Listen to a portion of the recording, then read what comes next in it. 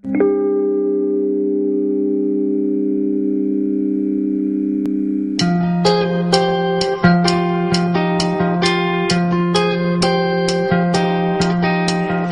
tipo de sistema bancario y financiero tenemos? Yo lo podría decir que es un sistema rapaz, que es un sistema que no está cumpliendo con el mandato constitucional, porque el negocio del banco, por ser muy delicado en tanto maneja el ahorro y recursos de terceros, ¿no?, es una concesión del Estado. Bueno, pues esa concesión no está cumpliendo con los objetivos que tendrían que ser los del financiamiento de la inversión. Entonces, en ese contexto es en el que tendríamos que entender cómo llega esta reforma.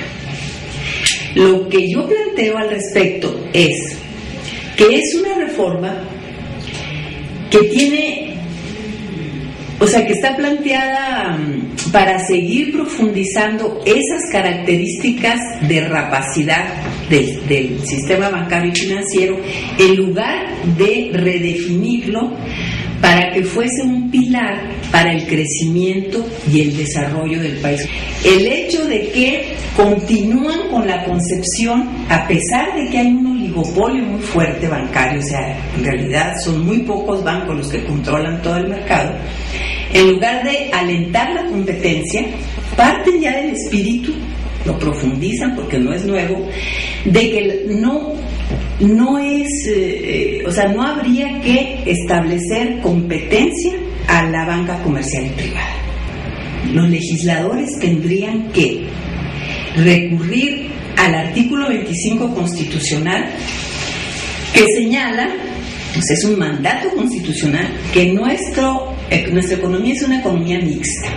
El nuevo mandato del artículo 30 dice que en el desarrollo de sus funciones, las instituciones referidas, o sea, las de la banca de desarrollo, deberán procurar, y subrayo el verbo procurar, la sustentabilidad de la institución mediante la canalización eficiente, prudente y transparente de recursos y la suficiencia de las garantías que se constituyan a su favor sin que resulten excesivas. Entonces, miren, no se necesita ser economista, es de sentido común que si ustedes le dicen a un banquero por ley, debes de procurar que tu banco sea sustentable y cae en quiebra, pues ¿en dónde está el delito, no?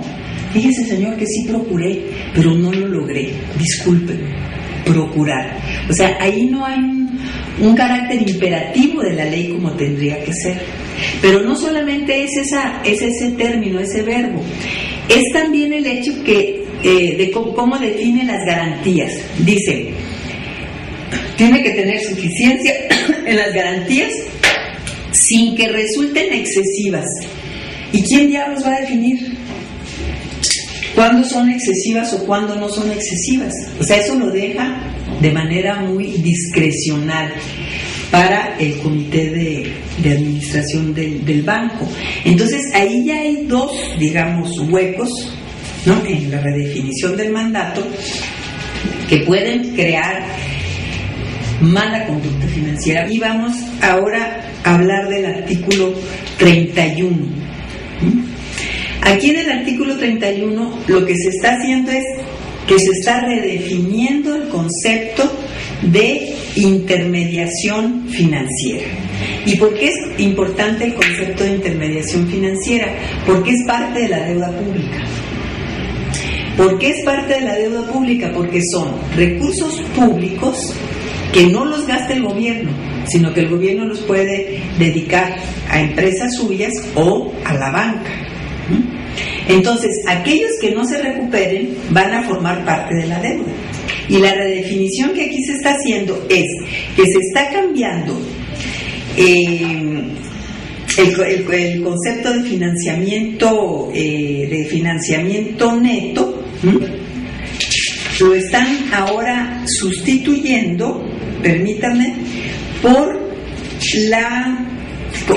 la exigencia simplemente de que se hayan constituido las reservas necesarias, las reservas crediticias preventivas. Pero si ya vimos en el artículo 30 que esas reservas crediticias quedaron a la discreción del mismo banco, o sea, no están definidas con rigor, entonces lo que estaría sucediendo es que se puede estar generando deuda sin que se registre como deuda. Sí, porque el concepto cambió el registro contable de esa deuda, de esa intermediación financiera. Entonces, la combinación del artículo 30 con la del artículo 31 serían como una especie de bomba de tiempo. Luego habla también de otros sectores que estarían siendo beneficiados, como, y que yo lo veo muy muy problemático, dice: apoyar a las empresas mexicanas exportadoras a la apertura de nuevos mercados y además a la importación de bienes de capital para hacer más productivo el país.